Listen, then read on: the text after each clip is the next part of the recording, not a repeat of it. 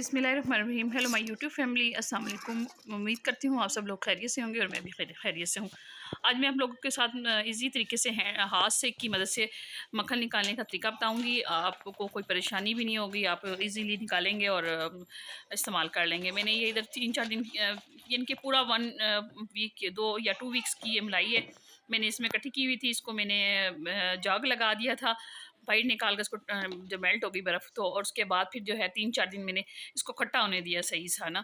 और फिर आज जो है मैं इसकी मलाई मक्खन निकाल रही हूँ। तो ये मैंने फेंटे से इसको थोड़ा पहले फेंटा है, फिर इसमें क्यूब्स डाली हैं कुछ, और फिर इसके बाद जो है ये मक्खन देखे कितनी आसानी से ऊपर आ गया और कितना मज़े का पेड़ा बनकर। अच्छा, सर्दी और गर्मी में मक्खन निकालने में एक डिफरेंट है कि आपने गर्मी में जो है ठंडा पानी यूज़ करना है और सर्दी में गर्म पानी यूज़ करना है। आप देखिएगा गर्मी में जो है ना, सर्दी में मक्खन बनाते हैं तो मक्खन बड़ी मुश्किल हो जाती है बाज़ दफ़ा निकालना, तो उसमें आप नीम गर्म पानी डालेंगे तो जल्दी से ईज़िली निकल जाएगा पानी।